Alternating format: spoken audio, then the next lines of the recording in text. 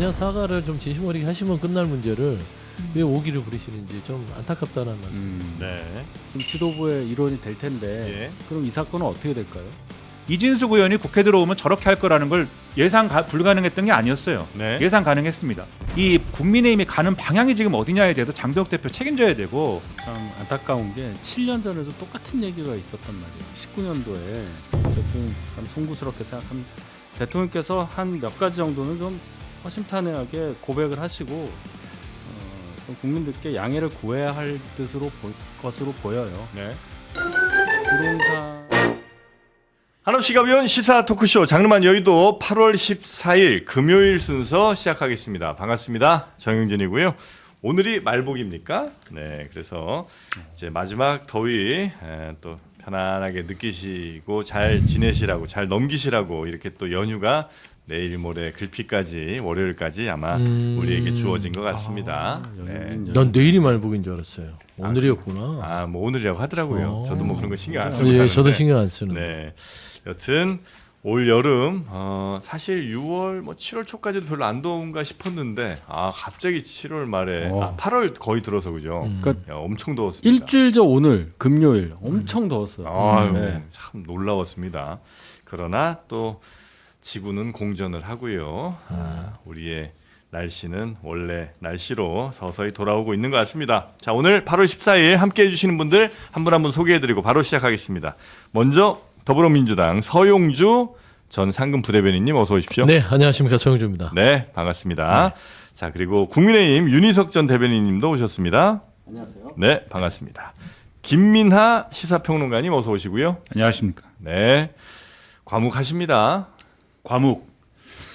예. 굉장히 오늘 굉장히 컨디션 최고고 최고의 많은 말들을 하고 있는 그런 그래요? 네. 오늘 굉장히 행복한 날이에요. 텐션이 좋아요. 아침 텐션 좋은 방송에서 날이죠 이게. 그랬어. 굉장히 많은 말들을 하고 있습니다. 알겠습니다. 자, 그리고 지옥에서 돌아왔다 신혜영 기자님 어서 오십시오. 안녕하십니까. 네. 네. 아 진짜 뭐 아파서? 아파. 진짜 좀 아파. 몸살이 좀 나서 네. 몸살. 네. 참.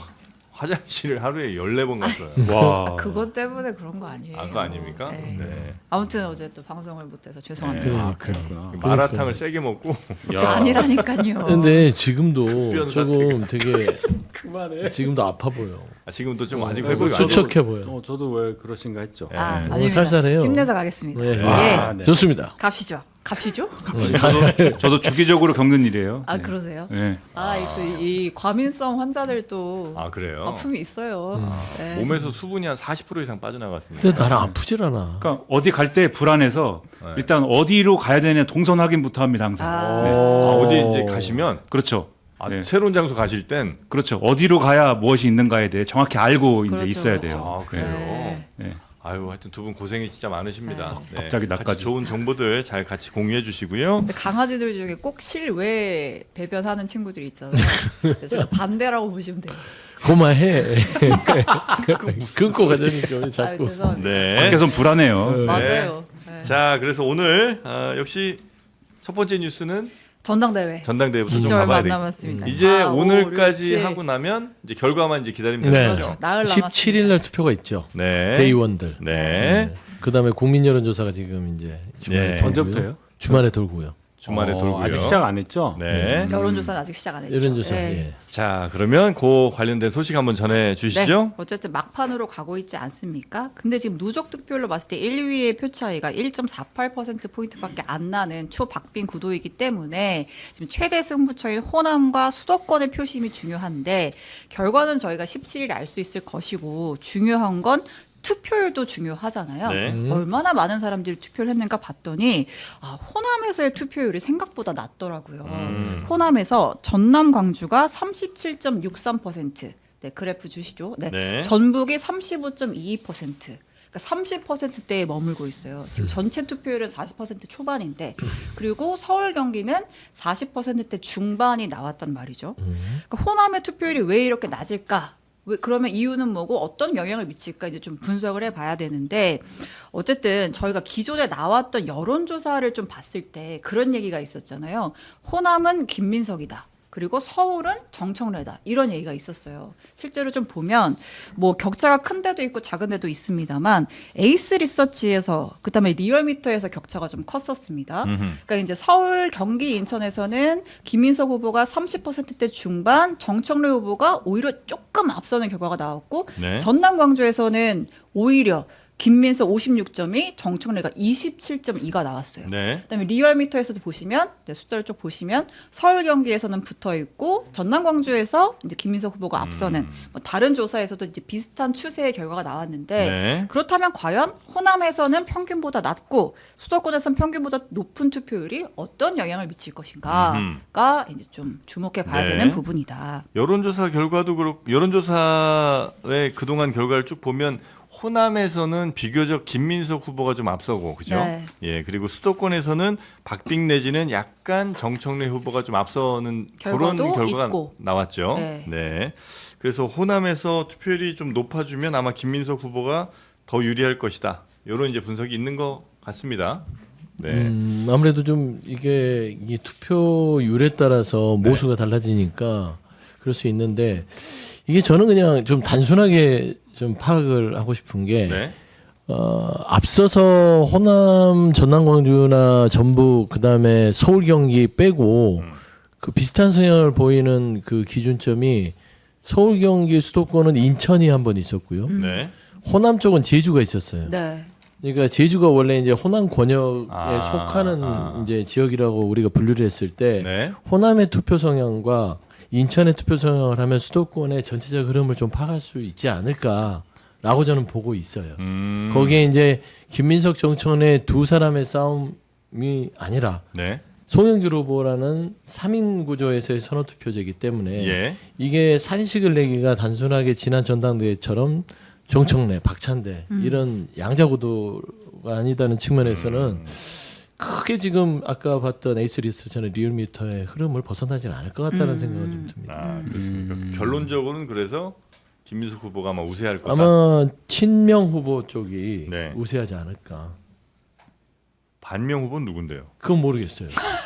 그냥 그 명청 대전이라고 했기 때문에 명청 대전에서 명 쪽의 반대편에 있는 쪽은 청이지 않겠습니까? 아, 그렇게 이해하면 돼요. 네. 아니 그게 없는 사실은 아니라고. 사람들이 좀 얘기해요 그냥. 아니 송영길 귀찮아, 후보가 이제. 그렇게 얘기도 하고 네. 김민석 그리고? 후보도 얘기를 하니까 네, 알겠습니다. 제가 얘기하는 게 아니라. 네네네. 그렇게 유불리가 아마 갈리지 않을까라고 예상하시는 거고요. 네. 참고로 네. 제가 아까 보여드렸던 투표율은 지금 이제 권리당원들의 온라인 투표입니다. ARS는 지금 아직 하고 있으니까 아, 그렇죠, 아직 그렇죠, 반영이 그렇죠. 안 됐고 통상적으로 ARS 투표율은 한 10% 정도 나와요. 네. 근데 이제 아까 나온 숫자에서 10%를 더하면 더하시면 해당 되겠다. 지역의 최종 투표율이 투표율이 나오지. 될 거다 이렇게 보시면 되겠습니다. 네. 예. 자, 그리고 당 대표 그다음 최고위원들이 있을 네. 텐데 누구부터 좀 볼까요? 아, 근데 제가 어제 네. 그 김민석 후보 쫓아다니는 또 마크맨들한테 좀 물어봤거든요. 어. 근데 이제 저 투표율이 나오고 나니까 네. 김민석 후보의 표정이 생각보다 좋지 알았다. 않았다고 하더라고요. 아, 수도권 호남 투표율이 좀 높게 나온 것도 아, 이제 확인을 한 걸로 이제 아마 추측이 되고 그래서 이제 어제 거리 유세할 때 뭐 이제 일정이 기니까 기운이 조금 빠졌을 수도 있는데 그랬다. 다만 그래도 이제 계산을 해 보면 저 투표율을 기준으로 봤을 때 만약에 한 호남에서 15% 정도의 격차가 나주면 서울에서 정청래가 10%를 이겨도 그래도 김민석이 될 수 있고 그리고 만약에 호남에서 한 10% 정도만 이기면 서울에서 정청래가 한 7%만 이겨도 김민석이 이길 수 있다. 네. 그리고 어쨌든 선호투표제 때문에 김민석이 되긴 될 건데 음. 이제 과반을 얘기했었으니까 그거가 좀 어렵지 않을까? 뭐 고민이 있다. 뭐 이런 네. 얘기들이 있습니다. 자, 하여튼 요런 그 여론조사. 아니 왜 나만 말해요? 지금 두 분 말해요. 여기 힘들어. 오늘 하려고 힘이 이제 없- 하는. 네. 아, 힘드니까 네. 조금만 얘기해. 네, 예. 어. 네. 하려고 그랬는데 저 네. 사인을 줘. 네. 자, 그리고 아니 하려고 했다니까요. 아니 여론조사 뭐 네. 아니, 진행하세요. 여론조사 많이 얘기했잖아요, 우리. 그러니까 네. 여론조사를 얘기하지 않아요. 야, 그냥 진짜 하나 더 이제 제가 더 얘기하면 얘기해야죠. 하라니까. 나 계속 맛있게. 마셔. 다 마셨어 이제. 하실래요? 아니 하세요. 근데 이게 그 전남 광주 쪽 네. 이 호남의 투표율이 역대 지방선거부터 계속 낮았어요. 그리고 지난 전당대회도 낮아요. 예. 그러니까 이게 특별히 이번에 낮아진 게 아니라 최근에 호남 민심 자체가 조금 그 이번 전당대회뿐만 아니라 지난 그 이 전당대회 지방선거에서도 조금 이게 갈등 양상이 계속 이게 내재돼 있는 상황이라고 네. 파악하면 될 것 같고요. 뭐 사실 이게 투표율이 그렇게 막 튀는 지금 상황은 아니다. 네, 그걸 설명드리고 과거와 뭐 크게 다르지 차이 나지 않다. 않는다. 예, 예. 알겠습니다. 그리고 호남 같은 경우에는 네. 지금 또 지방선거 직후기 때문에 경선이 또 치열했지 않습니까? 네. 그 경선 과정에 이제 입당한 당원들이나 이런 영향도 있을 것 같고 네. 지금 전당대회 쟁점이 이제 누구나 민주당을 지지하는 그리고 민주당의 당원인 누구나 이해할 수 있는 이제 이런 쟁점들을 가지고 싸우면 훨씬 더 이제 조직이 더 강력하게 될 수도 있을 텐데 사실 좀 이해하기는 어려운 부분들이 있거든요. 이 쟁점들을 보면 이게 평소에 이런 시사 방송 많이 챙겨보고 이렇게 뭐 하루 종일 민주당에 걱정을 하고 과연 우리 민주당은 어디로 가야 될까 이렇게 생각하시는 분들은 다 이해할 수 있는 얘기고 다 이미 학습이 된 얘기들입니다. 이 토론이나 이런 데 나오는 쟁점들이. 근데 그렇지 않은 당원들의 경우에는 이제 아무래도 요거는 이제 좀 의문인 부분들이 있거든요. 이게 무슨 얘기지? 무슨 얘기를 하는 거지? 그래서 그런 점에 있어서는 이제 호남에서 특히 이제 지방선거 때 이제 들어온 뭐 당원이 있다거나 또는 전통적 당원 입장에서 지방에 사는 전통적 당원 입장에서는 네. 이게 무슨 얘기인지 모르겠다. 이런 흐름도 있을 수가 있을 것 같고 네. 그러나 서울 수도권의 경우에는 굉장히 이제 중앙 정치 이슈에 훨씬 민감한 어떤 흐름들이 있는 거잖아요. 예. 그런 점에서 보면은 서울 수도권에서 좀 이렇게 더 투표율이 높은 것은 아마도 그런 특성도 작용을 한 것이 아닐까라고 생각이 돼요. 알겠습니다. 자, 그리고 대선이라네요. 이 전당대회 네. 당 대표 후보들의 말들도 네. 한두 개 정도 짚고 갈까요? SBS에서 했던 마지막 토론에서 정말 피 튀기는 설전이 있었지 않습니까? 네. 이제 거기에 대해서 이제 후속 이제 계속 이제 워딩들이 쏟아지고 있는데 당시에 이제 그 이제 정청래 후보가 지난 지방선거는 당정청의 합의에 의해서 승리한 선거다라는 취지로 말을 했다가 그날 토론회에서는 당청 간에 합의가 있었다 이제 이렇게 말을 또 했었어요. 근데 이 표현은 이제 송영길 후보가 콕 짚고 들어가서 왜 거짓말하십니까라고 이제 비판을 하고 있는데 어제도 그 내용들이 좀 이어졌거든요. 잠깐 들어보겠습니다. 아니 당정청이 합의해서 지방선거를 이기는 것으로 정리했다고 완전히 거짓말이잖아요. 예. 그걸 이제 당정청이라고 분명히 해놓고 이번에는 당청간 했습니다 하고 청을 예. 뺐잖아요. 그 거짓말이잖아요. 아니, 거기- 박제가 돼 있는데 그 영상이 뻔한 예. 거짓말을 왜 하냐고. 이게 그렇죠. 붕어 IQ도 아니고. 청와대가 과연 누구냐? 예. 대통령은 아닐 것 같고 뭐 정무 쪽 라인이나 없어요. 이럴 가능성 전혀 제가 다 확인했습니다. 전혀 없습니까? 없습니다. 네. 네. 그 지방선거를 이거 승리한 것으로 규정을 하자. 요 얘기를 이제 당정청 혹은 뭐 당청이 합의했다. 뭐 네. 이렇게 한 얘기를 갖고 이제 비판을 한 거죠. 근데 네. 여기에 붕어 IQ라는 조금 어제도 뭐 잠깐 전해드리긴 했습니다만 거친 네. 표현이 나와서 여기에 대해서는 정청래 후보의 반응 그리고 송영길 후보의 사과가 오늘 다 있었군요. 네. 근데 네. 붕어 IQ 얼마인지 아세요? 그걸 얼마죠? 어떻게 재요? 있어? 궁금하지 않아요? 궁금하죠. 알고 물어본 거 아니에요? 네. IQ를 잴 수가 없잖아. 3, 40쯤 알고 되잖아요? 질문하신 거예요? 혹시? 아니 그냥 GPT에 물어봤어요. 뭐래요? 3 정도라고 합니다. 3? 야. 3은 뭐야? 100에 3? 아니, 근데 삼 뭐 번? 다 달라요. 제가 본 그거에서는 3이었는데 또 다른 데서는 엄밀하게 측정할 수는 없지만 30 정도 된다. 네. 뭐 아니다. 뭐 막 말들이 많은데. 어떻게 측정하느냐의 문제겠죠. 예. 아무튼 이제 웩슬러도 굉장히 삼인가? 좀 어떻게 보면은 좀 정청래 후보가 듣기에는 좀 모멸감을 느낄 아, 수 있는 그럼요. 표현이었을 심하지. 수 있잖아요. 네. 그래서 이제 그 발언이 있고 나서 어제 아침 인터뷰 나오고 나서 정청래 후보가 이제 해당 기사를 이제 좀 인용을 해서 지난번에는 뭐 역적이다, 목을 잘라야 한다라는 그건을 하더니 너무 심하지 않습니까? 라면서 이거 김민석이 시키드나라고 이제 또 얘기를 했어요. 아니면 뭐 송영길 후보의 독특한 인간성이냐라고 네. 이제 얘기를 했고 송 후보도 이제 표현 자체는 좀 과했다라고 생각을 한 것 같아요. 네. 근데 조금 전에 페이스북에 이제 글을 올렸습니다. 어쨌든 정청래 후보가 거짓말을 한 건 맞지 않느냐. 많은 분들이 지켜보던 토론회에서 그렇게 거짓말하는 모습에 감정이 격해졌고 그래서 내가 좀 그런 표현이 나왔던 것 같다. 유감을 전한다라고 네. 또 사과를 했습니다. 요거는 이제 마무리. 예. 저 예. 한마디도 안 했는데. 아유 하십시오. 네. 송영기 후보 좀 가까우시잖아요, 소장님이. 네. 진짜 말씀해 주세요. 뭘요? 저 얘기가 나온다는 얘기는 네. 평소에 네. 그런 언사를 많이 쓴다는 얘기입니다. 제가 볼 때 무의식 중에 나왔다고 보는데 뭐 붕어 IQ 이런 말을 어떻게 쓸 수가 있어요? 그것도 이제 상대방 그 당대표 지낸 후보인데 그죠? 네. 국회의원 4선한 분한테 나는 그래도 된다는 뭐 생각 뭐 그런 겁니까? 그게 이제 그 조금 인터뷰를 하다가 네. 말을 좀 요령 있게 해야 되는데 규정을 하면은 꼭 실수가 돼요. 그러니까 정청래 후보는 붕 IQ다. 이렇게 되면은 이거는 이 상대에 대한 공격이고 좀 이 말을 이렇게 말을 당정청이라 했다가 당청으로 바꾼 것들이 순식간에 기억도 못할 정도면 붕어보다는 그래도 IQ가 훨씬 높으실 분인데 실수한 거 아니겠느냐. 여러 개 좀 해줘야 되는데 이거를 규정하면 안 되는 건데. 그 뜻이 아, 저는 솔직히 그 송영길 후보가 사실 좀 알기 쉽게 설명을 하려고 예를 많이 들다 보니까 막상 생각난 게 그거 같아요. 그래서 저는 부적절하다고 좀 유감 표명을 했기 때문에 이걸 가지고 뭐 그러니까 평소에 그러시지 말라고 말씀드리는 평소에는 안 그래요. 혹시 우리 윤희석 어떻게 평소에 안 아마 그래? 제 생각에는 네. SBS 토론회에서 정청래 후보가 칭찬합시다 해서 네. 송영길 후보한테 원로로 남으라고 그래서 아, 그게 좀 긁혔다. 가슴에 이지 않았을까 그것도 생각이 사실 들어요. 좀 그렇죠. 그렇죠. 또 그렇고 네. KTX에서 선반 내려서 발 뻗고 주무시고 그런 거만 얘기하는 거예요. 제 얘기가. 그거 인대가 끊어져서 그런 예? 거예요. 인대가 인대가 끊어져서 끊어져서 아직도 그래. 발을 네. 편히 못 잇는 거예요.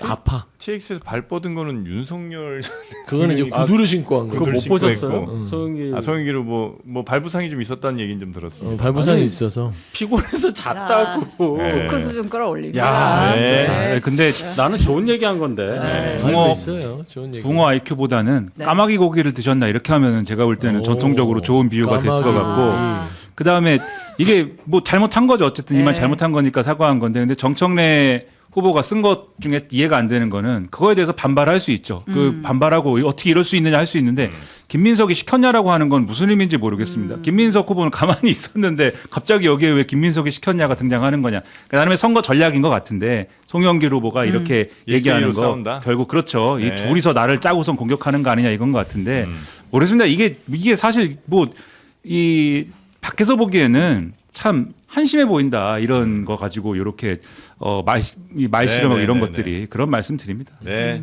저희도 이 토크 수준에 대해서 사과드리고 나가도록 하겠습니다. 죄송합니다, 여러분. 아, 네. 근데 저는 좋은 얘기한 거예요. 네. 그러시지 아니 근데 말라고. 약간 저는 그 말씀하신 그 저한테 뭐 물어보시려고 하신 거 있었잖아요. 그러니까 그게 혹시 이렇게 뭐 붕어 얘기하고 이런 게 평소에 그 얘기를 하셨다는 거는 그러니까 평소에 정청래 후보에 대해서 조금 낮게 보는 그런 시선을 뜻이 말씀하시는 아니고 거. 그건 아니고 평소에 좀 가볍게 다른 사람 존중하는 마음이 좀 적지 않냐 네. 그런 행동을 좀 하시냐 그러니까 그러지 타인에 않으면 대해서 그렇지 않으면 그런 게 전반적으로. 갑자기 이렇게 나올 수가 있느냐. 그러니까 어떤 분들은 그 얘기를 하시더라고요. 그러니까 이른바 김민석, 송영길 이런 분들은 그러니까 이른바 민주화 운동할 때 운동권에서도 가장 이제 최고 뭐 그냥 편히 얘기하면 최고 레벨의 사람들이었던 거 아니에요. 근데 이제 그 당시에 정청래 뭐 지금 후보는 이제 그렇지는 않으니까 혹시 그걸 조금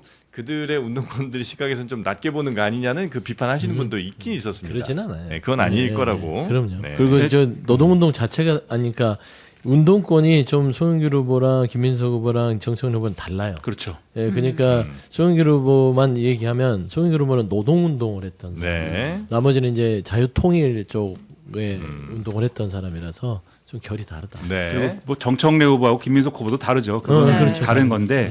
그래서 저는 송영길 후보가 무슨 뭐 운동권이라서 뭐 이런 뭐 어법이라든지 그다음에 다른 사람에 비해서 자기를 이제 뭐 우월감을 갖고 생각한다든지 그런 거라기보다도 이 송영길 후보가 뭐 어쩔 수 없이 야인 시절이거나 뭐 다른 당의 대표였던 시절이 있는 거잖아요. 그 시절에 유튜브 출연을 많이 했거든요.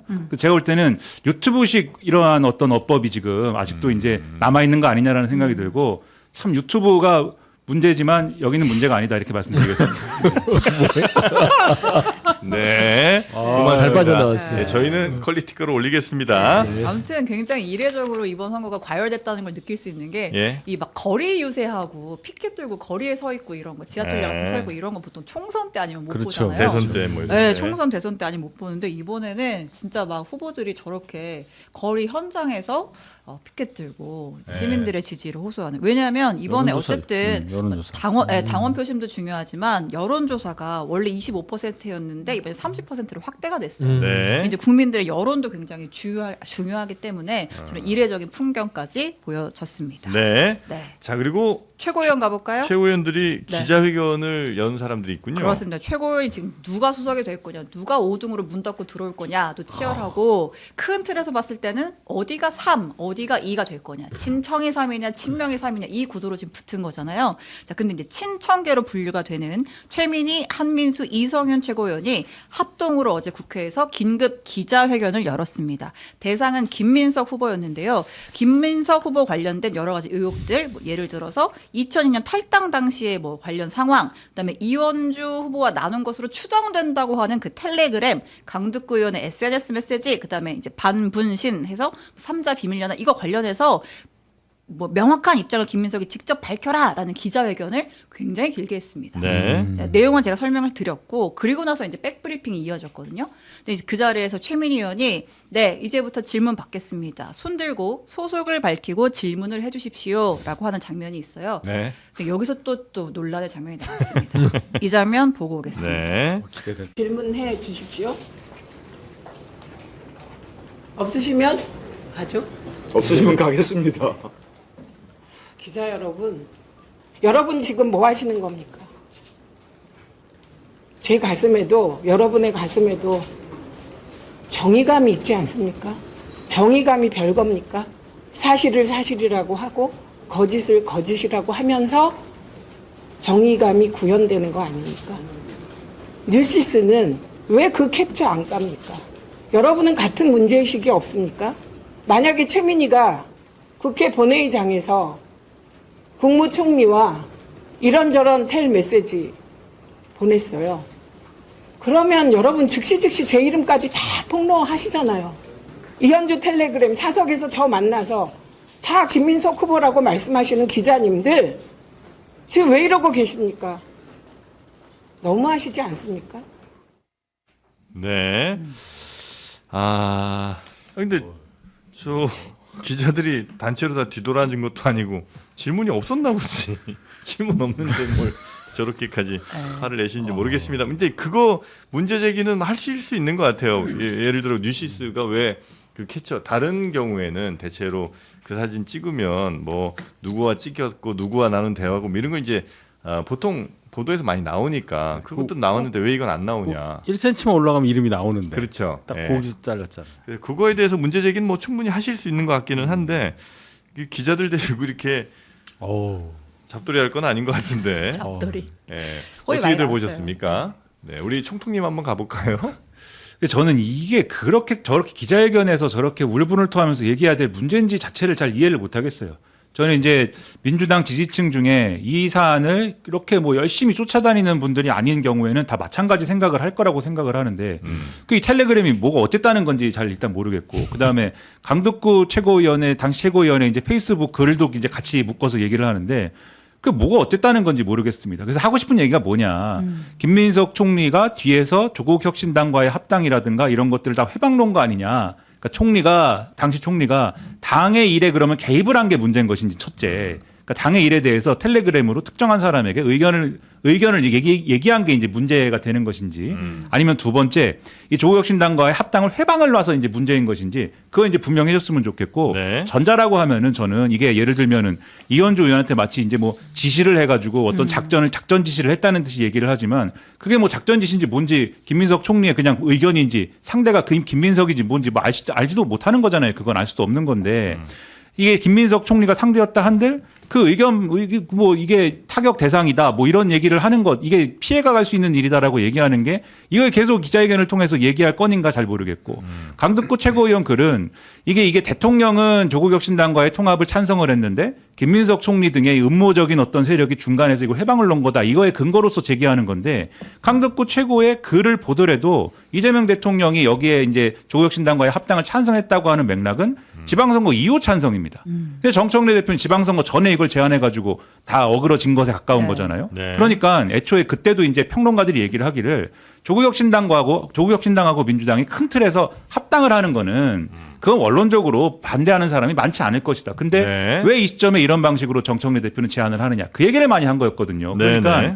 이게 전반적으로 이 하나의 스토리로 맞춰지지도 않고 이거를 가지고 어떠한 그 김민석 음모론, 김민석이 모든 거를 이 조종해가지고 이 당에 해를 끼치고 이재명 대통령과 정청래 후보 사이를 뭐 이간질을 했다라고 나오는 이런 스토리 자체가 제가 볼 때는 이걸 근거로 하기에는 안 맞는 얘기다라는 거예요. 일단 뭐 긴급 기자회견인데 새로운 내용이 있었던 건 아니고 이전에 쭉 있었던 내용들을 이제 한번 총정리를 좀 한 것 같아요. 그래서 이걸 좀 더 알리고 싶었고 기자들이 많이 좀 보도해 주기를 바랬던 것 같은데 근데 이제 기자분들이 왜 그랬는지도 좀 느낌은 좀 오더라고요. 왜냐하면 뭐 이른바 팀 정청래라고 하는 분들이 이제 언론에 대해서 굉장히 특히 기존 언론에 대해서 거부감을 많이 좀 드러냈잖아요. 공개성 같은 것들도. 그러다 보니까 특히 이제 최민희 후보 같은 경우는 이 카메라 막은 거. 그거는 본인이 안 막았대요. 아니 그러니까 뭐 보좌관이나 이런 사람들이 보좌진이 막은 했고 거니까. 보좌진이 화나서 혼자 개인의 일탈이지 본인은 전혀 관여한 바가 없어서 네. 최민희 후보는 자기가 막았다고 하면 법적 조치를 하겠대요. 그래서 아까 사실 이 얘기 나왔을 때 제가 한번 정정하려고 했는데 무서워가지고. 근데 사실관계를 좀 파악해 볼 필요는 있는 것 같아요. 그게 네. 이제 행위는 그 보좌진이 했으나 그 여성 보좌진뿐만 아니라 남성 보좌진이 또 그 카메라 뒤에서 핸드폰으로 뭘 하는지 찍는 장면도 영상이 나오거든요. 네. 그러니까 언론사가 취재하는데 왜 뒤에서 그거를 녹화를 하고 사진을 언론사를 취재했구나. 뒤에서 뭘 하는지 이제 이런 것들은 사실 의원의 관행충성인가 뭐 이런 것도 이제 확인해야 될 것 같은데 저는 최민희 후보 같은 경우는 본인이 저기에서 얘기해요. 질문이 없다고 하니까 나와서 지금 기자들한테 훈시하는 거 아니에요. 네. 저 언론관이 잘못됐어요. 84년도에 민원연 출신이라고 본인이 얘기합니다. 정의감이 살아 숨쉬었대요. 네. 85년도에 말지 출신으로서 정의감이 끓고 있대요. 그러면서 기자들한테 당신들은 정의감이 없느냐 하면서 지적을 하는데 40년 전 얘기를 꺼내가지고 정의감 운운하고 사실 뉴시스 얘기도 나오는데 그건 언론사의 편집권이에요. 왜 이래라 저래라 불만은 토로할 수 있지만 공식적인 자리에서 왜 나는 비판하고 저쪽 이현주 후보는 비판 안 하냐라는 자체가 그거는 언론사가 판단하는 거지. 그렇게 본인 말대로 본인 인바대로 한다는 자체가 84년 민원연 출신인지 85년 정의감에 끌던 말지 출신인지 저는 이해가 안 돼요. 요거를 좀 보완을 하자면은 그러니까 말씀하신 내용에 공감을 하면서 네. 최민희 의원 이제 자기가 이제 언론 전문가고 기자 출신인데 너희들 왜 그러냐 뭐 이렇게 얘기하는 거지 않습니까? 네. 근데 기자들 입장에서 보면은 보도 가치가 없어요.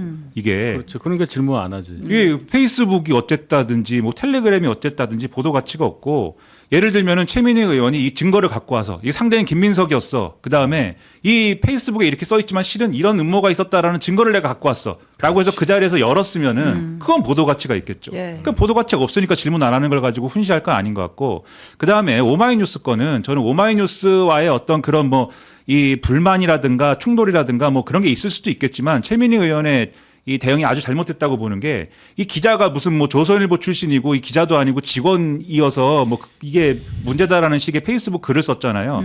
그게 아주 잘못된 태도입니다. 그 조선일보 출신인 거랑 무슨 상관입니까? 예. 상관도 없고 과거에 보면은 최민희 의원 과거에 TV조선에 종편 출연도 했잖아요. 패널로 나가서 그때 네. 뭐라고 했습니까? TV조선이 이제는 변할 수 있을 것 같아서 내가 이제는 다양한 이런 관점을 가질 수 있을 것 같아서 내가 패널로 나왔다. 이렇게 얘기를 당시에 한겨레 인터뷰에서 했잖아요. 그러면 그때는 조선일보 등의 TV조선 등은 변할 수 있는 좋은 언론이고 지금의 오마이뉴스에 있는 무슨 조선일보 출신의 기자는 오마이뉴스로 갔든 말든 윤석열의 행태를 보도를 했든 말든 실제로 그 윤석열 찍어가지고 보도를 했다는데 네. 그런 거는 다 상관없이 무조건 안 되는 것이냐. 그러니까 본인들한테 유리하면은 그건 좋은 언론이고 불리하면 나쁜 언론이냐. 사람들이 이렇게 얘기할 거기 때문에 또 내로남불이 되고 이중잣대가 되고 이런 비난을 받을 수가 있는 거거든요. 네. 그래서 이 태도가 아주 잘못됐다는 거예요. 이게 사실 좀 약간 뭐 앞선 우리 붕어 얘기 때도 그랬고 유감이다 이렇게 입장 표명을 하면 좀 정리가 되는 측면이 있는데 오늘 최민희 후보가 또 이제 다른 언론 인터뷰에서 이 질문을 또 받았어요. 그 카트막 논란에 대해서 사과할 생각이 없느냐. 이제 왜냐하면 이제 이 논란에 대해서 언론 노조가 또 성명을 내고 나섰거든요. 네. 그러니까 이제 최민희 의원의 사과 그리고 당 차원의 재발 방지를 촉구한다. 이건 언론 탄압이다 이런 취지로 성명을 냈는데 네. 일단 최 후보가 이 카틀막 사과할 생각 없냐라는 질문에 나는 그 현장에 없었다. 그 부분만 탁 떼어놓고 얘기하는 건 곤란하다. 우리 여성 보좌관이 카메라가 확 들이대서 찍으니까 당황해서 가린 것이다. 이제 이렇게 설명을 했고요. 현장에 없었다는 건 그 장소에 없었다는 얘기예요? 그 딱 그 막는 그 현장에 없었다라는 취지인 것 같은데. 반경 1m 안에 없었다. 1m. 2m. 2m. 한 2m. 5m 밖에 있었어요. 아, 그러니까 네. 현장이 아니네. 아니죠. 현장. 이제 그러면서 입틀막이라는 제목을 단 기사 콘텐츠에 대해서는 다 조용히 법적 대응하겠다라고 이야기를 했고요. 이에 대해서 또 이제 그 오마이뉴스 측의 입장도 간단하게 전하면 이제 말장난을 하고 있다 최 후보가 최 후보 보좌진이 전당대회 현장에서 신원을 숨긴 채 오마이뉴스의 카메라를 감시하고 있었다. 그리고 직접 최민희 후보가 그 감시를 지시했고 후보가 그 조선일보 쪽이라면서 이제 기자의 과거 출신 성분 문제 삼은 점 이런 것들 전부 다 지적할 수밖에 없다 이렇게 입장을 냈습니다. 네.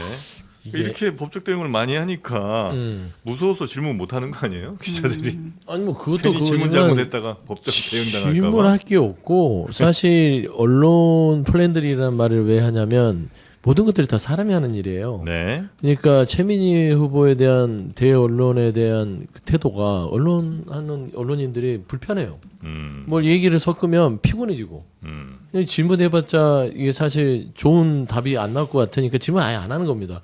기자들이 현장에서 굉장히 많은 숙련된 그 트레이닝을 받은 사람으로서 그 정도 판단을 하는 거예요. 네. 그걸 가지고 뭐 손해할 필요도 없고 두 번째는 오마이뉴스의 카메라 기자의 취재 방해행위는요. 이거는 그냥 넘어갈 문제가 아닙니다. 이게 민주당 전체의 언론관이 국민들한테 알려줄 수 있는 이미지이기 때문에 사실상 이거는 당 차원에서 한번 검토를 해야 돼요. 네. 이게 이 오해가 있을 수 있는 게 윤석열 정부와 우리 민주당의 언론을 대하는 언론과는 달라요. 최소한 마음에 안 든다고 입을 틀어막거나 비행기 안 태우거나 뭐 이렇게 해서는 안 되는 거죠. 네. 근데 지금 마음에 안 든다고 카메라를 막아버려요. 그러면 이게 뭐가 다르냐는 그런 비판에 직면하는 거잖아요. 그다음에 취재방해는요 법률적으로도 업무방해에 속합니다. 이게 물리력이 들어가면 다른 게 될 수도 있어요.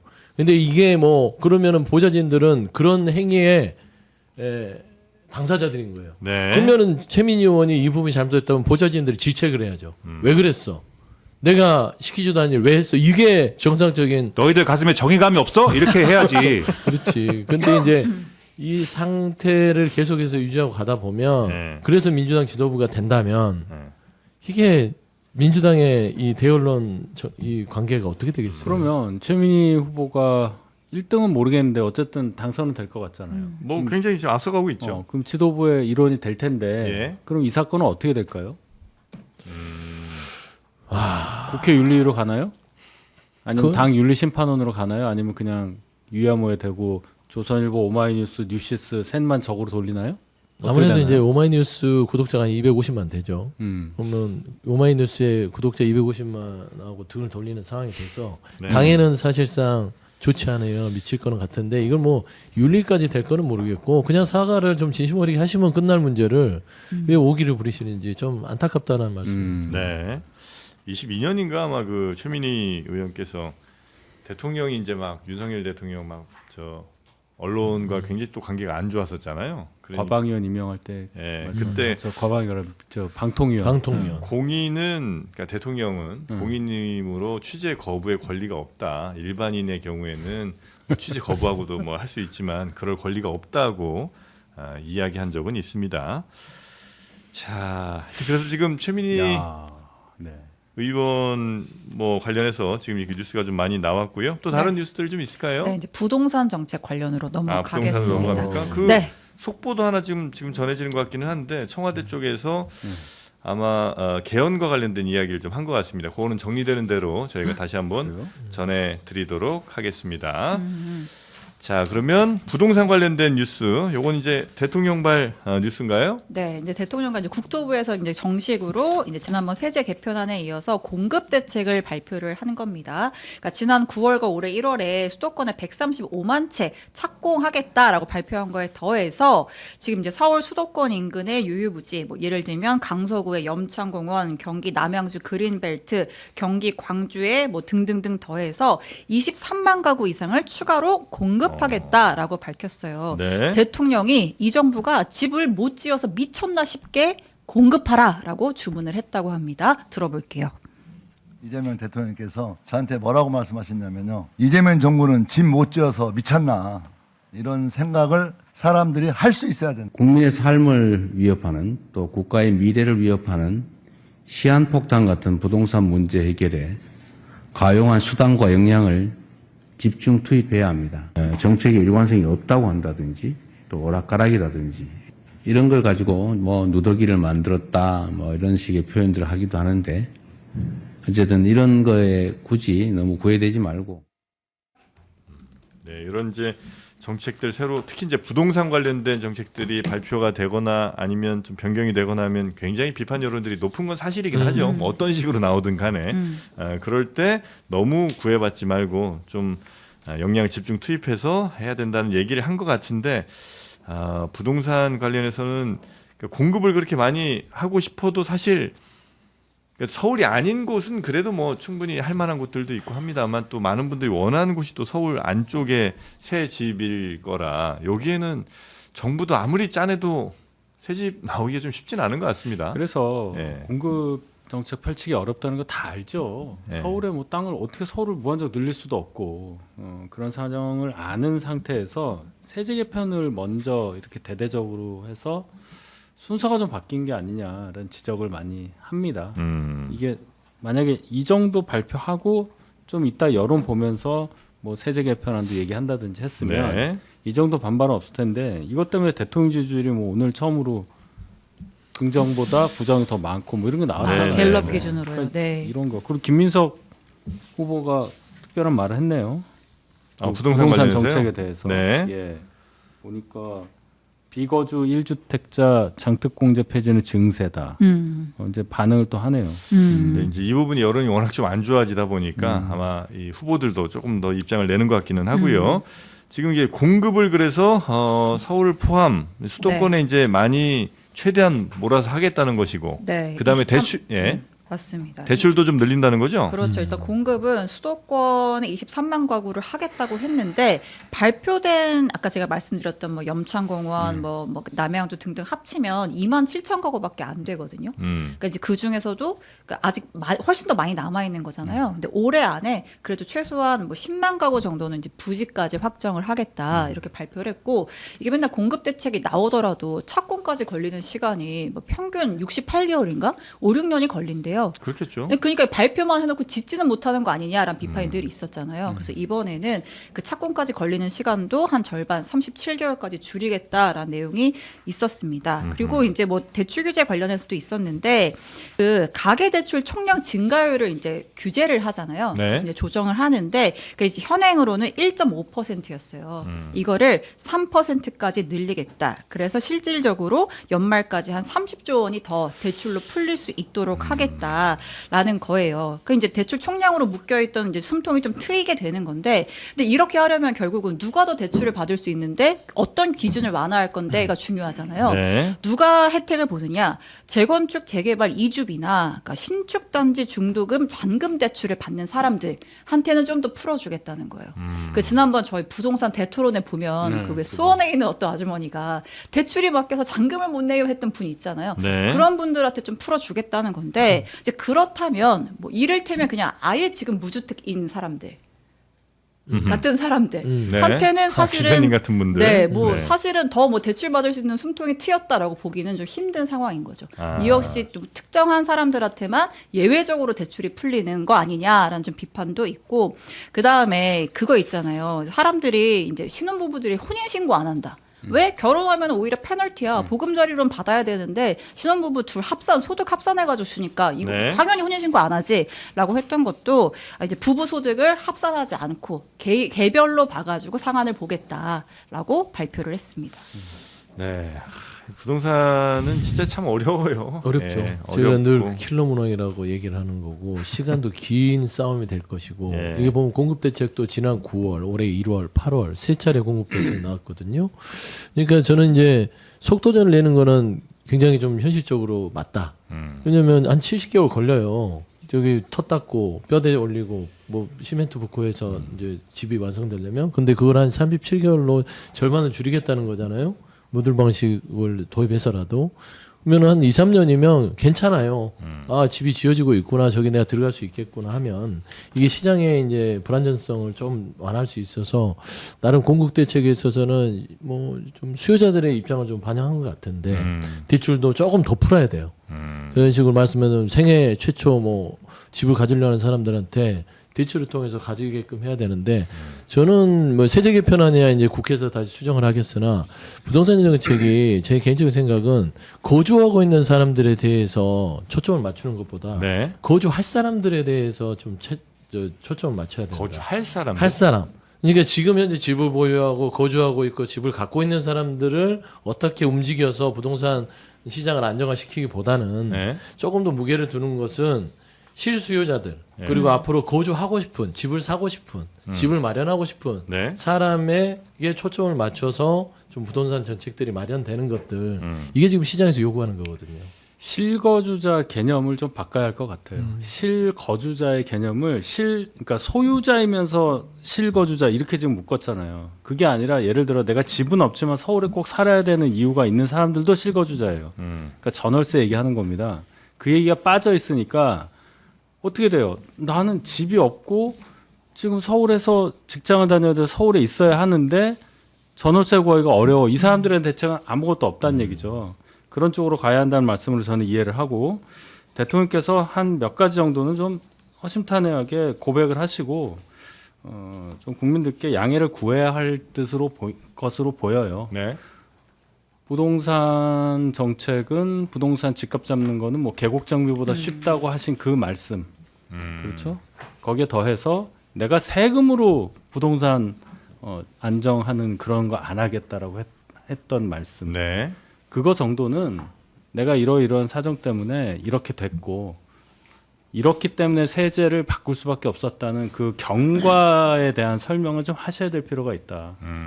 거기에 대해서 굉장히 사람들이 많이 기억을 하고 있단 말이에요. 세금을 안 한다며. 이렇게 되면 안 들어와요. 그다음에 얘기가. 도대체 어떤 과정을 통해서 이렇게 바뀌었는지 네. 올 초에도 그러시지 않으셨어요? 부동산 세제 관련해서는 내가 별로 바꿀 생각이 없다. 분명 그러셨단 말이에요. 근데 왜 갑자기 이렇게 바뀌었냐는 거죠. 네. 그러니까 수가 좋은 수여도 바둑에서 보면 수순이 틀리면 악수가 되지 않습니까? 그러니까 이게 보유세 관련한 여론을 과거에 이제 여론조사 이런 걸 쭉 이제 되짚어 보면은 보유세를 강화하는 것 자체에 대한 여론이 나쁘지 않아요. 이게 보면은 그런데 실제로 이거를 정책으로 만들어서 이거를 실행을 했을 때는 이게 다른 종류의 어떤 우려와 이제 어떤 그런 문제로 번지면서 정치적 문제가 발생을 하는 거거든요. 그래서 부동산 정책은 그냥 정책의 하나의 문제가 아니고 항상 부동산 정책 측면에서 볼 수밖에 없고 네. 항상 그렇게 소화가 되는 건데 지금 이 정권이 이제 그게 세금이든 뭐든 잘 요 부동산 정책을 끌고 가려면 우군이 있어야 되지 않습니까? 네. 근데 우군이 될 만한 요 계층을 보면은 그게 주로 세입자이거나 아니면은 1주택자이거나 또는 말하는 이제 실수요자이거나 뭐 이런 사람들은 우군으로 삼아서 다주택자라든지 초고가주택 소유자들에 대해서는 뭐 뭘 하겠다. 이게 기본적인 틀이거든요. 물론 네. 이걸 한다고 해서 다 해결되는 것도 아니지만. 근데 이 보유세 강화에 대한 요 부분을 실거주랑 이제 비거주를 나누면서 차등적으로 접근을 하니까 바로 나온 게 지금 전월세와 관련된 세입자들하고 집주인들이 한편이 돼버린 거잖아요, 지금. 네. 아마 오늘 여론조사에도 그게 반영됐을 거예요. 부동산 대책 정부가 잘못했는데 세금 매기는 거에 대해서는 긍정적으로 보는 이런 이 모순된 것 같은 요 여론조사 결과가 있는데 예. 그렇게 생각하는 사람들이 지금 누구겠습니까? 세입자들일 거거든요. 부동산 정책을 해가지고 우리는 불안해졌다. 근데 집 가진 사람들한테 세금 더 이 과세해야 되는 건 맞는 거 아니냐. 근데 이 사람들이 지금 사실상 이제 적으로 돌아서는 결과를 낳았다는 점에서 이게 수순이 굉장히 잘못된 거였다라는 거예요. 지금 지지율 얘기도 중간중간 계속 나왔는데 네. 그 지지율 한번 정리하고 가죠. 네, 어제 발표된 NBS 여론조사 결과입니다. 예. 이재명 대통령의 국정운영 지지율이 49%가 나왔습니다. 이 취임 직후인 지난해 6월 2주차 이래 가장 낮은 숫자를 기록을 했고요. 요거는 이제 NBS 여론조사. NBS 조사고요. 그다음에 또 오늘 갤럽 조사 결과가 나왔어요. 8월 11일부터 13일까지 조사한 결과인데 긍정 평가가 44%, 부정 평가가 46%로 이 갤럽 기준 취임 이후 최저치이자 이른바 데드 크로스, 이제 부정 평가가 긍정 평가를 앞서는 결과가 나왔습니다. 네. 자, 그래서 뭘 잘못하고 있느냐라고 물었을 때 이제 부동산이 꼽힌다라는 거죠. NBS에서 이재명 정부의 부동산 정책에 대해서 56%가 잘 못하고 있다. 그리고 그리고 34%가 잘하고 있다라고 응답을 했다고 합니다. 네. 근데 앞서 김민하 평론가가 언급을 하셨지만 이 4.3 부동산 세제 개편안에 대해서는 어떻게 보냐라고 따로 물었는데 거기에 대해서는 찬성이 46, 반대가 41이 나왔어요. 네, 그러니까 전체적인 부동산 정책에 대해서는 좀 불안하거나 좀 부정적인 평가가 우세한데 또 세제 개편안만 또 따로 보면 또 이렇고 하여튼 결과가 좀 복잡합니다. 네, 근데 어쨌든 수도권 민심에서는 좋지 않다고 보는 건 확실한 것 같아요. 그래서 어제 공급대책 나오고 민주당 의원총회가 바로 있었거든요. 여기에서 특히 그 이대로 가면 2028년 총선에서 서울 경기 전멸할 것이다. 대통령이 세금으로 부동산 정책 안 한다고 했는데 그에 대한 신뢰는 다 깨졌다. 그러면서 좀 보완이 필요하다. 네. 1가구 1주택은 비거주, 실거주 이런 거 좀 나누지 말자. 이런 얘기들이 쏟아졌다고 합니다. 그러니까 이게 고약한 지점이 그 지금 이제 이 세제 개편안을 그대로 놓고 분석을 하면은 사실 소위 말하는 한강벨트의 아파트들이나 이런 데는 다 빠져나갈 수 있고 일부 그리고 이 종부세가 이게 아슬아슬하게 걸리는 그러한 이제 이 가격대의 아파트 소유주들은 오히려 이제 내야 되는 종부세 줄어든다라는 분석이 있거든요. 근데 그럼에도 불구하고 지금 문제가 뭐냐면 이 보유세 인상을 가지고 부동산 정책에 접근한다라고 했을 때 사람들이 바로 떠올리는 거는 문재인 정권인가 이거를 떠올리는 것이고 문재인 정권에서는 집값이 올랐지 않습니까? 그러면 앞으로 집값이 오르겠네. 집값이 오르면 한강벨트의 아파트들이 다 그러면 과세 대상이 되는 것이냐? 그러면 실거주 해야 되겠다. 그 실거주 해야 되니까 세입자 내보내야 되겠다. 이게 이제 이 벨트 이게 작동하는 거 아니냐라는 우려 때문에 지금 이렇게 된 거지 않습니까? 그러니까 사실 이렇게 가는 거에 대해서 아까 말씀드렸듯이 수순이 잘못된 것도 잘못된 거지만 지금 여당이 이거를 버티지를 못하죠. 당장 뭐 서울시장 보궐선거를 할지 안 할지 모르겠지만 그런 생각도 해야 되고 총선 가까워지면 이거에 대해서 계속 나올 텐데 그러면 여기서 정부가 해야 될 게 가격이 오르지 않습니다라는 얘기를 해야 되니까 지금 공급 대책이 빨리 나와야 된다라고 얘기를 하는 거거든요. 근데 그게 심리적으로는 어느 정도 영향을 줄 수 있을지 모르지만 실효적이지는 않을 거예요 아마도. 그래서 계속해서 뭔가 대책을 내놔야 되는데 상당히 지금 쉽지는 않을 것 같다는 생각이 드는 거죠. 당내에서도 제일 우려하는 거는 다 떠나서 뭐 보유세 부분도 필요성을 인정하고요. 전월세 대책이에요. 그러니까 지금 현재 살고 있는 분들 집을 보유하지 않고 있지만 서울이나 수도권에서 전세나 월세를 살고 있는데 그 임차인들이 이제 쫓겨날 수도 있겠다는 불안감. 예, 그런 대책들을 마련하지 않은 건 아니지만 디테일이 없어요. 예, 이런 부분들에 있어서 지역에서 많은 소리를 수도권 의원들이 듣는 것 같아요. 그래서 저는 이 부분을 조금 탄탄하게 정부가 다시 마련해서 좀 보강을 해야 된다는 것은 좀 아주 당연한 것 같고 김민석 후보나 송영길 후보도 지금 뭐 윤희석 대변인도 얘기했지만 그러니까 비거주 뭐 이런 주택에 대한 그 징벌적 과세로 보이는 것들은 조금 우리가 현실화할 필요가 있지 않냐. 그러니까 비거주보다는 이게 거주를 하는 사람에게 조금 더 혜택을 주는 방향으로 이런 세제 개편안을 바꾸는 것들이 더욱 어떤 민심에 부합되는 그런 수준이 될 거라는 논의가 있으니까 전당대회 끝나고 나면 아마 이런 부분들이 그 국회에서 좀 정리가 되지 않을까 싶습니다. 여튼 이 국민들은 이제 다수는 아마 부동산이 지금 어떻게 되는지 세제 어떻게 되는지 혹은 뭐 주식 아니면 뭐 지금 우리 경기가 어떻게 되는지 대체로 다 관심들이 많은데 너무 그 외에 정치적인 이슈들로 시간을 좀 많이 보낸 건 아닌가 하는 생각도 좀 듭니다. 뭐 보안수 사건 예를만 들어도 그걸로 한 몇 달을 뭐 계속 그 얘기만 했었잖아요. 정치권은. 보안수사권 일부 유지하고 갔었으면 이런 혼란도 없었죠. 그리고 나서 하는 얘기가 이제 텔레그램, 페이스북 얘기니까 황당한 거예요. 자, 그리고 개헌 관련 또 기사가 나서 이것도 좀 전하려고 하는데요. 최근에 이재명 대통령이 그러니까 이제 지난 7월 초에 이제 국민의힘 중진 의원들이랑 골프 회동을 했다고 합니다. 이제 야당과도 좀 소통하겠다라는 차원의 회동이었던 것 같은데 당시에 참석했던 김태호 국민의힘 의원이 전한 이야기예요. 당시에 이제 김 의원 본인이 이재명 대통령에게 이제 87년 체제에 수명 다한 거 아니냐, 좀 분권형으로 개헌해야 되는 거 아니냐 이런 이야기를 하니까 이재명 대통령이 공감한다는 뜻을 표하면서 심지어 임기를 단축해서라도 나는 개헌해야 한다라는 입장을 밝혔다라는 겁니다.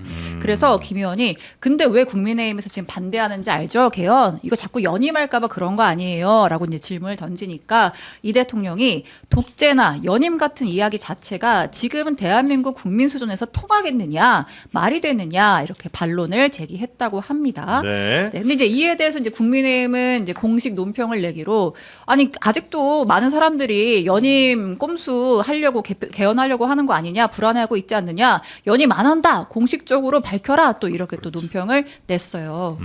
연임은 뭐 불가하죠. 당연하죠. 예. 그거는 불가한 것이고 대통령이 우회적으로라도 그 논란이 됐던 국회의장께서 뭐 조금 실언을 하신 것 같은데 그 부분은 이제 답변한 거예요. 그것도 국민의힘 중진 의원들과 골프회동을 통해서 개헌을 하는데 나는 빠진다라는 얘기잖아요. 네. 그리고 이게 분권형 개헌 자체 내 임기 줄여서라도 이거 동의해주면 내가 임기라도 줄이겠다라는 의지가 있기 때문에 저는 사실상 이제 대통령이 뭐 연임을 하려고 마음먹고 있다라는 의심은 더 이상 이제 정쟁의 어떤 거리로 전락한 게 아닌가 싶습니다. 네, 대통령이 상당히 난감할 것 같은 게, 그러니까 개헌을 하자 얘기하면은 연임 이렇게 되는 거고, 그 개헌 얘기는 안 하면은 왜 개헌 얘기는 안 하세요 이렇게 되는 거고, 그리고 뭐 지금 또 이제 임기를 줄여서라도 분권형 얘기했더니 이제 일부에서는 정계 개편인가 막 이렇게 될 수도 있는 거고 사실 평론가 입장에서는 뭐 그런 해석도 막 나올 만한 얘기가 될 수도 있거든요. 이게 막 하면은. 네. 그래서 무슨 얘기를 해도 이거는 대통령 입장에서는 황당한 상황이 된다라고 생각을 하는데, 근데 이 말을 잘 보면은 이게 대통령의 화법인 것 같아요. 제가 볼 때는 뭐냐면 임기 단축을 해서라도 분권형 제도로 바꿔야 된다. 이게 조선일보 보도인데 이렇게 얘기했는데 그러고 나서 뭐라고 얘기했냐 대통령이. 근데 내가 얘기를 하면은 개헌에 대해서 얘기를 하면은 될 것도 안 되더라. 그러니까 이게 왜 이 청와대가 이 대통령 발의로 개헌을 하지 않느냐에 대한 이 의문에 대한 답이었던 것 같고 그거에 이어서 이제 지금 연임 얘기를 하니까 그게 말이 되겠느냐 이렇게 간 거잖아요. 그래서 개헌 얘기는 국회에서 논의해 달라는 얘기를 지금 하고 있는 것 같다. 근데 그 얘기를 해야 되는데 그 얘기를 지금 뭐 골프 치는 자리 이런 자리에서 이렇게 좀 대통령 특유의 어떤 그 과장하는 화법으로 한 게 아닌가 싶어요. 하지만 이 보도가 되면 네. 그 과장하는 화법에 그치는 게 아니라 여러 가지 정치적 해석을 나올 수밖에 없어서 아마 청와대 곤란할 거라고 생각합니다. 그 네. 곤란한 청와대가 조금 전에 입장을 냈죠. 개헌 관련한 설명이 좀 있었는데 청와대 관계자의 설명이 있었습니다. 근데 어쨌든 이 골프 회동이란 이런 비공식 회동에 대해서는 뭐 청와대가 확인해 주지는 않잖아요. 그러니까 이제 그것과는 별도로 이제 개헌에 대한 대통령의 원칙적인 입장을 정리해서 설명하려고 한다라면서 이야기를 했고요. 어쨌든 대통령은 제왕적 대통령제 문제점에는 공감하고 있다. 이에 국회 권한이 강화된 4년 중임제 대통령제가 국민의 수용성이 가장 높다고 생각한다. 4년 중임제. 네.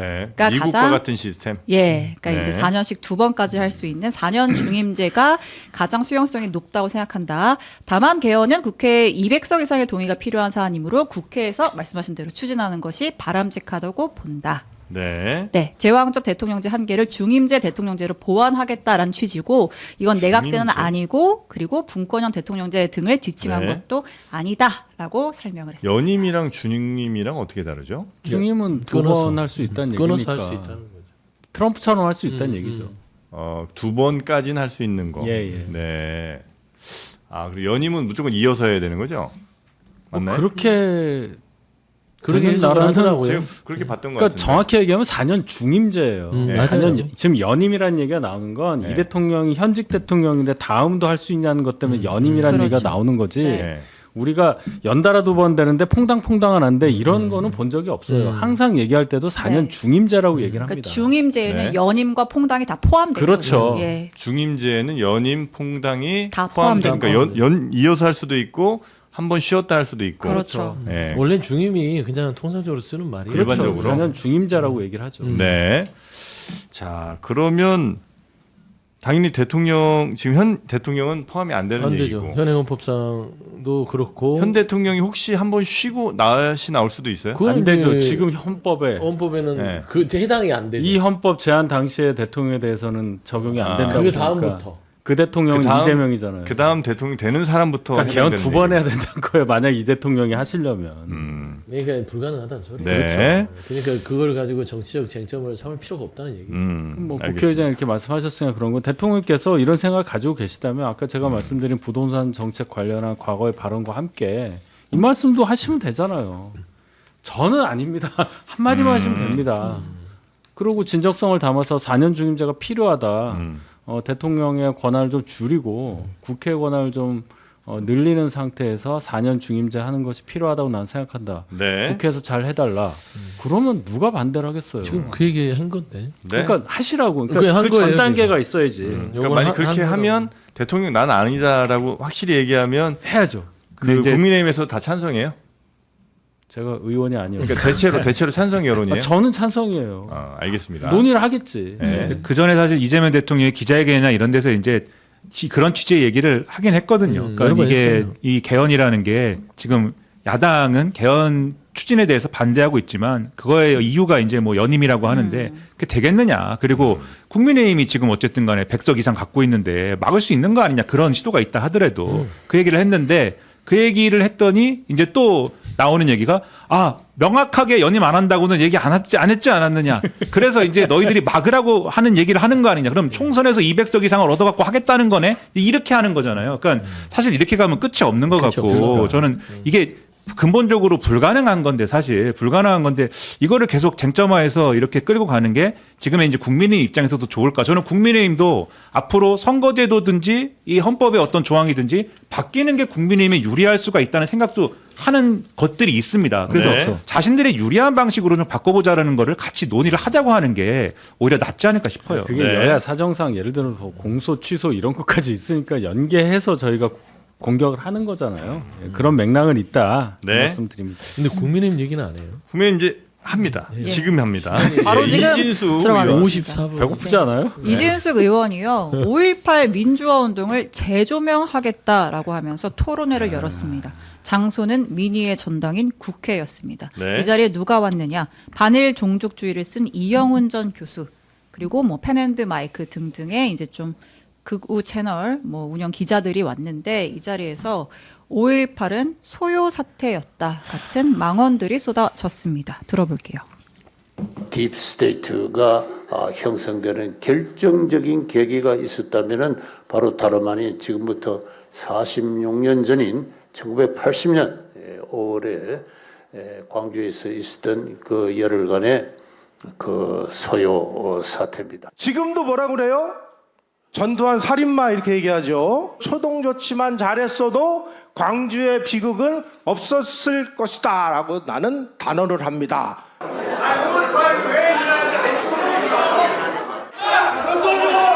이런 소란 사태로 해서 행사가 중단되도록 하는 것이 특정 세력의 목표입니다. 많이 오셨네. 생각보다 많은 사람들이 왔습니다. 저 안에 저렇게 많은 사람들이 올 줄은 몰랐는데 꽤 큰 강당이었던 것 같고요. 중회의실이죠. 예. 저기가. 이거를 아직까지도 이렇게 고민 뭐 이런 서로 다른 여론들이 계속해서 나오는 게 맞는가? 이게 이진숙 의원이 그래도 선출직 공직자고 헌법기관이잖아요. 예. 헌법 전문에 지금 5.18 정신을 싣겠다고 하는 그 사안에 대해서 뭘 재조명해요? 저는 헌법기관으로서 자격이 없는 사람이라고 보고요. 이거는 국민의힘의 이미지를 훼손시킨 이준숙 의원을 징계해야 된다. 그 사안입니다.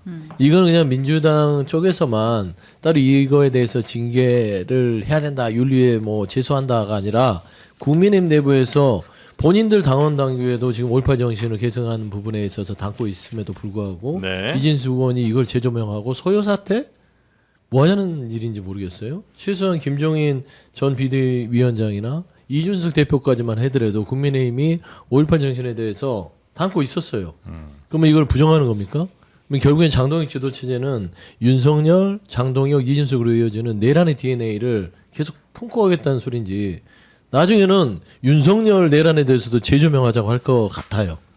정말 국민들한테 총구를 겨누고 발포를 했던 전두환 정권에 대해서 뭘 재조명합니까? 저는 납득이 안 돼요. 그러니까 저 자리는 5.18 민주화 운동을 재조명하는 자리가 아니고 전두환 복권을 위한 자리입니다. 저기서 한 얘기들을 보면 예. 우리나라의 주류는 이승만부터 시작해서 박정희 거쳐서 전두환으로 이어지는 거라고 얘기를 해요. 근데 이게 그렇게 얘기할 수 없는 거고 더군다나 윤석열의 내란을 겪은 입장에서는 국회에서 이런 얘기를 하게 둔다는 게 이해할 수 없는 것이고 심지어 6.29 선언 있지 않습니까? 그 직선제 도입한 거. 그것도 전두환의 공이라고 얘기를 합니다. 예. 전두환이 해준 것이다 그거. 이런 역사인식을 어떻게 우리가 인정을 하겠습니까? 그래서 이진숙 의원에 대해서는 국회에서 제명할 필요가 있다고 저는 생각을 하는데 근데 여기에 대해서 국민의힘의 책임이 지대하다. 특히 장동혁 대표 책임이 굉장히 지대하다. 왜냐하면 저런 사람 이진숙 의원이 국회 들어오면 저렇게 할 거라는 걸 예상 불가능했던 게 아니었어요. 네. 예상 가능했습니다. 근데 추경호 시장이 이제 되면은 그 보궐선거 나가야 된다 누가 가서 제안했습니까? 장동혁 대표가 가서 제안했어요. 그 당시에 단수공천 줬습니다. 그 결과가 지금 이거예요. 그러면 지금 이 토론에 대해서 당 지도부가 말리고 뭐 이거를 뭐 하지 말자고 했다 이렇게 지금 원내 지도부에서는 얘기를 하지만 네. 이 근본적인 이 국민의힘이 가는 방향이 지금 어디냐에 대해서 장동혁 대표 책임져야 되고 이거는 국민의힘에 계신 분들이 장동혁 대표 체제를 하루라도 이제는 인정해서는 안 되고 이거는 빨리 끝내야 된다고 하는 정당성을 보여주는 그 사건이다라고 저는 생각을 합니다. 네. 당대표도 책임이 있다. 뽑은 사람들은 혹시 책임은 없나요? 뽑은 사람도 여기에 대해서는 뭐 책임을 묻고 싶은 마음이지만 유권자의 선택이기 때문에 그것까지 우리가 뭐 국회의원의 어떤 그것에 대해서 얘기하기까지는 뭐 하고 그러면 결과적으로는 공천한 사람들부터 이것에 대해서 매듭을 풀어야 그 다음 네. 정치를 통해서 이제 유권자들의 마음을 돌릴 수 있고 설득할 수 있는 길을 찾아낼 수 있는 거죠. 네. 맞는 말씀하셨고요. 참 안타까운 게 7년 전에도 똑같은 얘기가 있었단 말이에요. 19년도에 자유한국당 시절에 뭐 김진태 의원, 뭐 김순례 의원 이런 분들이 지만원 씨라는 분 있잖아요. 예. 그분 초청해서 공청회에서 거기서 또 비슷한 또 이런 똑같은 상황이 있었어요. 그래서 그때는 당 차원에서 굉장히 세게 징계했었습니다. 지금은 어떨까? 이진숙 의원이 국회의원 이제 시작해서 얼마 임기 안 됐는데 이렇게까지 이제 급발진을 하는 거냐, 당을 위해서 이게 도움이 되는 거냐는 여론이 분명히 일어날 수밖에 없는 건데 네. 어쨌든 참 송구스럽게 생각합니다. 이분은 퇴출시켰으면 좋겠어요, 정치권에서. 민주당에서는 제명이 필요하다 강력하게 이야기를 하고 있습니다. 네. 진짜 전두환 복권 운동이라고 말씀하시는 게 정확한 분석인 것 같아요. 네. 어제 그 토론에 허화평도 왔다고 하더라고요. 아, 허화평. 네. 12.12 쿠데타 할 때 전두환 진짜 비서실장 오랜만에 했던. 들어보는 예. 쓰리허. 쓰리허 맞습니다. 그래요. 자, 아직도 이렇게 활동을 하고 계시는군요. 아직도 예. 자, 그리고 끝으로 저 트럼프 소식 하나 짧게만 좀 볼까요? 예, 오늘의 자투리 뉴스. 그 지난달에 트럼프 대통령이 나토 정상회의 마치고 튀르키예에서 귀국할 때 네. 이제 암살 위협이 있어서 이제 전용기에서 군용기로 갈아탔다 이제 이런 보도가 나왔었잖아요.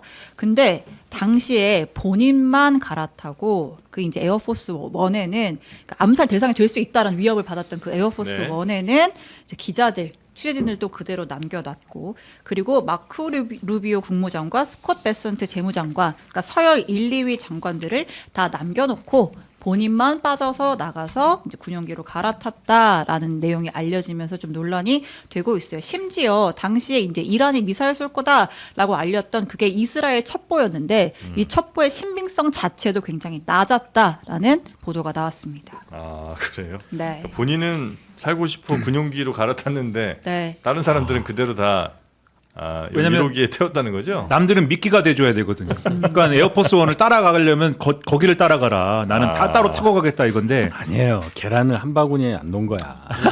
지정 생존자예요. 근데 이게 너무나 황당한 일이 이게 제가 볼 때 어디로 이어지냐면은 최근에 이제 뉴욕 타임스 기자나 이런 데 소환장 발버 그래서 언론 탄압이라고 하지 않습니까? 네. 그 뉴욕 타임스가 보도한 게 이제 카타르에서 받은 신형 에어포스 원에 보안 문제가 있다라는 걸 보도했는데 그거에 대해서 이제 너는 이거는 국가안보에 대한 중대한 어떤 이 문제를 보도한 거라고 해서 탄압한 거잖아요. 네. 그 이거랑 연결해서 보면은 그때도 쫄았던 거죠 트럼프가. 이게 보안에 문제가 있다는 거를 이 녀석들이 이 가짜 뉴스 뉴욕 타임스들이 보도를 해가지고 나를 또 이거 가지고 암살하면 어떡하지? 빨리 잡아와 이렇게 한 거거든요. 네. 이런 사람이 어떻게 대통령을 합니까? 자, 하여튼 이 트럼프가 타는 에어포스 원 네. 미군 1호기 네. 여기에 이제 기내식으로 우리 컷에 한우 툭불 사골 수육 세트가 아마 들어갈 것 같다죠? 들어가겠죠. 네, 워낙 이건 국적을 가리지 않고 사랑받는 아니, 맛이니까. 그랬다면 트럼프가 군용기로 안 갔겠죠. 이거 먹어야 되니까. 제 생각에는 이거 먹으러 굴러 간 거지. 군용기에 지금 한우 툭불 이 우리 컷에 수육 세트가 아유, 있어요. 참 이게 원인이네 이게. 이게 원인이야. 야, 이것 아니 이 때문에 부드러운 갔구나. 고기를 아니, 실제로 기내식 운반하는 컨테이너를 타고 갔대요. 트럼프가. 케이터링 하러 간 거잖아. 케이터링 트럭을 야. 타고 몰래 군용기로 옮겨갔다고 이스라엘 정보가 합니다. 맞았네. 이걸 먹은 거야. 그럼 거기서 이걸 먹었네. 사골 수육 세트 냄새에 그냥 끌려서 이렇게 간 거구나, 걸로. 특히 예. 이제 트럼프가 고기를 좋아한대요. 네, 좋아하죠. 근데 우리 컷에 이 수육 부드러운 수육을 네. 유혹을 참을 수 없죠. 아, 좋습니다. 에어포스 원이 아니라 이제 A++. 네. 좀 한우 넉넉하게 실어드리지. 요거를 장관들은 맥이 싫어서 네. 자기들만 간 거 아니야? 혼자 먹으려고. 예, 넉넉하게 주문하시기 바랍니다. 요거 공장에서 찍어낸 대량 생산이 아니고 매일매일 직접 발굴한 한우 사골 그리고 한우 사태 수육으로 만들어 냈고요. 실구매자 리뷰 평점이 4점 이상이 99%. 4인분의 사골국 4팩, 수육 2팩이 34,900원, 6인분의 사골국 6팩, 수육 3팩이 49,900원입니다. 무료 배송으로 보내드리고요. 070-4866-2789로 전화하셔도 되고 아니면 영상 아래 링크 클릭하셔도 되는데 사실 저희가 요걸 좀 다른 요일에 좀 배치하고 또 다른 광고 또 금요일에 배치하고 이렇게 좀 하고 싶은데 네. 아유 우리 저 패널 분들이 이거 한우 먹고 툭불 이거 없으면 안 된다고 그래서 이거 기다리고 있어요. 금요일에만 하여튼 저희 집 요걸 냉동고에는 계속 있으니까. 아, 그리고 이게 네. 추석 선물로는 네. 최고예요. 추석 선물로 갑니까? 네, 추석 선물로 네. 5만 원 이상 배송 무료니까 아. 넉넉하게 보내드리고 이거 다른 요일날 광고하면 안 올 겁니다. 안 오죠. 고맙습니다. 불러만 달라더니 이렇게 감사한 분들과 함께한 금요일 아침 든든합니다. 시간이었고요. 자, 저희는 2부에서 여론조사 좀 더 상세하게 파보도록 하겠습니다. 함께해 주신 세 분 대단히 감사합니다. 고맙습니다.